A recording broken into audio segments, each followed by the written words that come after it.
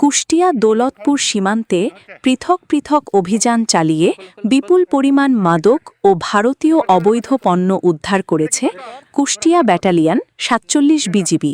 এই সময় একজনকে আটক করা হয়েছে।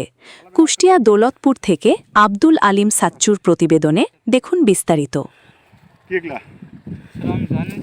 বিজিবি জানায়, সীমান্ত এলাকায় চোরাচালান, মাদক নিয়ন্ত্রণ ও অবৈধ পণ্য পাচার রোধে নিয়মিত অভিযান ও টহল কার্যক্রম জোরদার করা হয়েছে।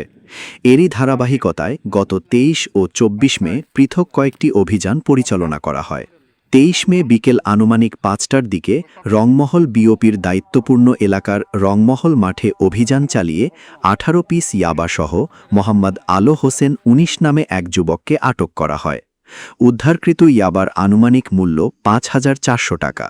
এদিকে একই দিন রাত ১১:৩০টার দিকে কাথুলি বিওপির দায়িত্বপূর্ণ এলাকায় সীমান্ত পিলার ১৩৪ এমপি সংলগ্ন কাথুলি মাঠে বিশেষ অভিযান চালায় বিজিবি। এ সময় বিজিবির উপস্থিতি টের পেয়ে চোরা কারবারিরা পালিয়ে যায়।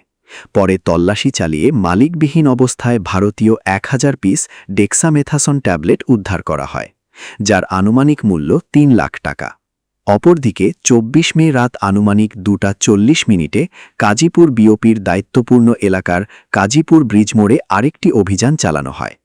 এ সময় মালিকবিহীন অবস্থায় ভারতীয় ৫০ বোতল মদ, ১০,০০০ পিস ডেক্সামেথাসন ট্যাবলেট এবং ২৫,০০০ পিস সিপ্রোহেপটাডিন ট্যাবলেট উদ্ধার করা হয়।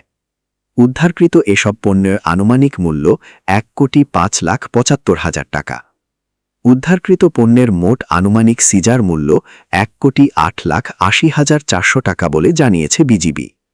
কুষ্টিয়া ব্যাটালিয়ন ৪৭ বিজিবি জানিয়েছে, সীমান্ত এলাকায় চোরাচালান ও মাদক পাচার প্রতিরোধে বিজিবির অভিযান ভবিষ্যতেও অব্যাহত থাকবে।